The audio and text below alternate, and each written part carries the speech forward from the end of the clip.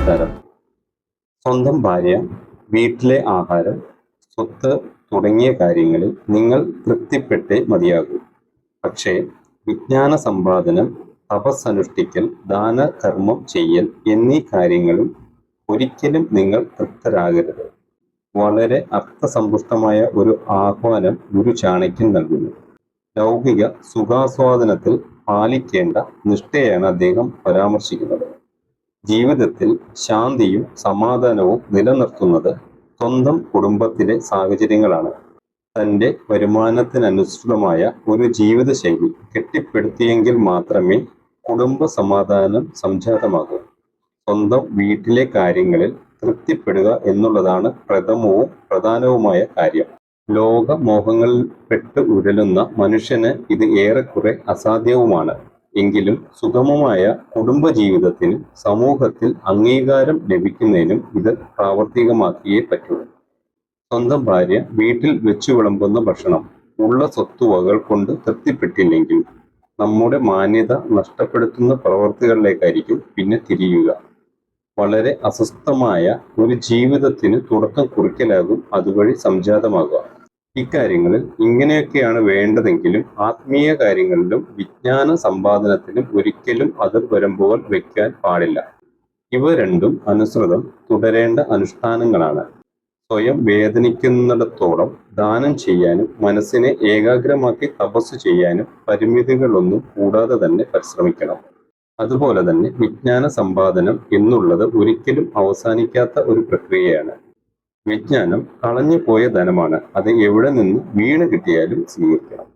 ആത്മീയ പൂർണ്ണത കൈവരിക്കുക എന്നുള്ളത് മനുഷ്യ സാധ്യമായ ഒരു കാര്യമല്ല. അപ്പോൾ നമ്മുടെ ആത്മീയ അനുഷ്ഠാനങ്ങൾ എത്രയായാലും അധികമാവില്ല. ആത്മജ്ഞാനം മഹാജ്ഞാനം എന്നാണല്ലോ പഴമൊഴി. എല്ലാ ജീവജാലങ്ങളിലും തൻ്റെ ആത്മാവിനെ ദർശിക്കുന്ന ജ്ഞാനി ഒന്നിനെയും വെറുക്കുന്നില്ല എന്ന് ഉപനിഷത്ത് പഠിപ്പിക്കുന്നു. ഇപ്രകാരം ആത്മജ്ഞാനം സമ്പാദിക്കാൻ കഠിന പ്രയത്നം ആവശ്യമാണ്. അതിന് യാതൊരു പരിമിതിയും കൽപ്പിക്കാൻ സാധ്യമല്ല. ജീവിതത്തിൽ സമ്പാദിച്ചു കൂട്ടിയ സമ്പത്തോ മറ്റു സുഖസൗകര്യങ്ങളോ മാനസിക സംതൃപ്തി നൽകുകയില്ല. സമൃദ്ധിയെയും ദാരിദ്ര്യത്തെയും ദുഃഖ ദുരിതങ്ങളെയും ഒന്നുപോലെ കാണുവാനുള്ള മാനസികാവസ്ഥയിൽ മാത്രമേ സമാധാനം ലഭ്യമാകുകയുള്ളൂ. മനുഷ്യരെല്ലാം ആഗ്രഹിക്കുന്നത് സമാധാനവും സന്തുഷ്ടിയും നിറഞ്ഞ ജീവിതമാണ്.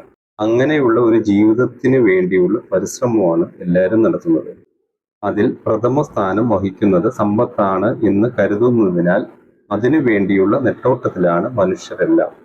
സമ്പത്തുണ്ടെങ്കിൽ സുഖ സൗകര്യങ്ങൾ വർദ്ധിക്കുമെന്ന് മാത്രമല്ല, സമൂഹത്തിൽ മാന്യതയും ബഹുമാനാദരവുകളും ലഭിക്കുകയും ചെയ്യും എന്നുള്ളത് ഒരു വസ്തുതയാണ്. എന്നാൽ ആ സംതൃപ്തി മാനസികമായിട്ടുള്ളതായിരിക്കില്ല. ഇഹലോക ജീവിതം സന്തോഷ സന്താപ മിശ്രിതമാണ്. രോഗാവസ്ഥകളും ദുഃഖ ദുരിതങ്ങളും ആരുടെ ജീവിതത്തിലേക്കും എപ്പോഴും കടന്നുവരാം. അതിന് ധനവാനെന്നോ ദരിദ്രനെന്നോ ഉള്ള ഭേദങ്ങളൊന്നുമില്ല. ഇന്നത്തെ ധനവാൻ നാളെ ദരിദ്രൻ ആകുന്നതും ഇന്നത്തെ ദരിദ്രൻ നാളത്തെ ധനവാനാകുന്നതും നാം എന്നും കണ്ടു വരുന്ന ഒരു കാര്യമാണ്. ഇങ്ങനെയൊക്കെ നോക്കുമ്പോൾ ദാരിദ്ര്യത്തെയും സമൃദ്ധിയെയും ദുഃഖ ദുരിതങ്ങളെയും രോഗപീഠകളെയുമൊക്കെ ഒരേ വീക്ഷണത്തിൽ കാണുവാനുള്ള മാനസികാവസ്ഥ സൃഷ്ടിച്ചെടുത്തെങ്കിൽ മാത്രമേ ആന്തരിക സമാധാനം അനുഭവിക്കാൻ സാധിക്കൂ. ഭൗതിക സമ്പത്ത് വർദ്ധിപ്പിക്കുവാനുള്ള പരിശ്രമത്തോടൊപ്പം തന്നെ ആത്മീയമായ സമ്പത്ത് വർദ്ധിപ്പിക്കുവാൻ നാം യത്നിക്കണം. ജീവിതത്തിൽ ഈശ്വരാഭിമുഖ്യം വളർത്തി സൽക്കർമ്മങ്ങൾ അനുഷ്ഠിച്ച് ധർമാധിഷ്ഠമായ ഒരു ജീവിതം നയിക്കുന്ന ഒരാൾക്ക് സമൃദ്ധിയും ദാരിദ്ര്യവും ദുഃഖ ദുരിതങ്ങളുമൊക്കെ ഒരുപോലെ കാണുവാൻ സാധിക്കും. തങ്ങൾക്ക് കൂടുതലായി ലഭിച്ചിട്ടുള്ള സമ്പത്ത് അത് ആവശ്യമുള്ളവർക്കെല്ലാം അവകാശപ്പെട്ടതാണ് എന്ന ബോധ്യത്തോടെ ചെലവഴിച്ചാൽ ആത്മീയ സമ്പത്ത് വർദ്ധിക്കും. തന്മൂലം നമുക്ക് ലഭിക്കുന്ന സന്തോഷത്തിന് പകരമായി വെക്കുവാൻ മറ്റൊന്നും ഉണ്ടാവുകയില്ല. ജീവിതത്തിലെ എല്ലാ സന്തോഷങ്ങളും മാഞ്ഞു പോകുന്നു. എന്നാൽ മറ്റുള്ളവരെ സഹായിക്കുന്നതിൽ നിന്നുണ്ടാകുന്ന സന്തോഷം ഒരിക്കലും നശിക്കുന്നില്ല എന്നത് ഇതിന് ഒരു ഉദാഹരണമാണ്. ബുദ്ധിയും വിവേകവുമുള്ളവൻ ചില കാര്യങ്ങൾ രഹസ്യമാക്കി വെക്കണം. സാമ്പത്തിക നഷ്ടം, സ്വന്തം ദുരിതങ്ങൾ, കുടുംബവുമായി ബന്ധപ്പെട്ടുണ്ടാകുന്ന അപവാദങ്ങൾ, വഞ്ചിക്കപ്പെട്ട കാര്യം എന്നിവയാണവ. ഓരോരുത്തരുടെയും ജീവിതം സുതാര്യമായിരിക്കണമെന്ന് നാം പറയാറുണ്ടെങ്കിലും ജീവിത വിജയത്തിന് ചില കാര്യങ്ങളെങ്കിലും ഗോപ്യമായി വെക്കേണ്ടത് അത്യാവശ്യമാണ്.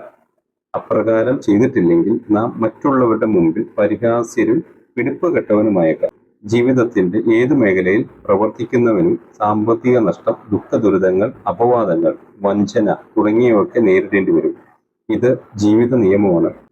ഇങ്ങനെയുള്ള അവസ്ഥകളിൽ ചെന്നുപെടുമ്പോൾ സമചിത്തത കൈവിടാതെ ഈശ്വരനിൽ ആശ്രയിച്ചുകൊണ്ട് പ്രശ്നങ്ങൾ പരിഹരിക്കാൻ ശ്രമിക്കേണ്ടതാണ്. നമുക്കുണ്ടാകുന്ന ഇത്തരം പ്രശ്നങ്ങൾ മറ്റാരും അറിയാതെ രഹസ്യമായി സൂക്ഷിക്കുവാനാണ് ബുദ്ധിമാനായ ഒരാൾ ശ്രമിക്കുക. കാരണം നമ്മുടെ ബലഹീനതകൾ മനസ്സിലാക്കുന്ന ഒരു ശത്രുവിനെ നമ്മളെ ആക്രമിക്കുവാനുള്ള ഒരു വഴി കൂടി തുറന്നു കിട്ടുകയാണ് ഇത്തരം കാര്യങ്ങൾ അറിയുക വഴി സാധിക്കുന്നത്. സാമ്പത്തിക നഷ്ടം വന്നു ചേരുന്ന മിക്കവാറും നമ്മുടെ തന്നെ പിടിപ്പുകേട് കൊണ്ടായിരിക്കാം. ഈ വസ്തുത മറ്റൊരാൾ മനസ്സിലാക്കാൻ ഇടയായാൽ അയാൾ നമ്മെ അവജ്ഞയോടെ ആയിരിക്കും പിന്നീട് വീക്ഷിക്കുക. മാത്രവുമല്ല, നാമുമായി വ്യാപാര രംഗങ്ങളിൽ സഹകരിച്ചു കൊണ്ടിരിക്കുന്ന ആളാണെങ്കിൽ തുടർന്ന് സഹകരിക്കുവാൻ മടി കാണിക്കുകയും ചെയ്യും. അതുപോലെ തന്നെ തൻ്റെ കഷ്ടപ്പാടുകളും കുടുംബകാര്യങ്ങളും അപവാദങ്ങളുമൊക്കെ മറ്റൊരാളോട് പറയുമ്പോൾ സമൂഹത്തിൽ നമ്മുടെ വില ഇടിയുകയാണ്. നമ്മുടെ പ്രശ്നങ്ങൾക്ക് പരിഹാരം ഉണ്ടാക്കുവാനോ നമ്മളുടെ മാനസിക വ്യത കുറയ്ക്കുവാനോ ഒന്നും മറ്റുള്ളവർക്ക് കഴിയുകയില്ല. പ്രത്യേകിച്ച് കുടുംബവുമായി ബന്ധപ്പെട്ടുണ്ടാകുന്ന പ്രശ്നങ്ങൾ അവ കുടുംബത്തിനകത്തു തന്നെയേ പരിഹരിക്കാൻ സാധിക്കും. ദുഃഖദുരിതങ്ങളും അപവാദം കേൾക്കലുമെല്ലാം ജീവിതത്തിന്റെ ഭാഗമാണ് എന്ന് മനസ്സിലാക്കി നമ്മുടെ പ്രശ്നങ്ങൾ മറ്റാരും അറിയാതെ പരിഹരിക്കാൻ ശ്രമിക്കുകയാണ് വിവേകമതികൾ ചെയ്യുക. കുടുംബ ജീവിതത്തിന്റെ സുസ്ഥിരതയ്ക്ക് ഇത് അനിവാര്യമാണെന്ന് ഗുരു ചാണക്യൻ നമ്മെ ഓർമ്മിപ്പിക്കുന്നു.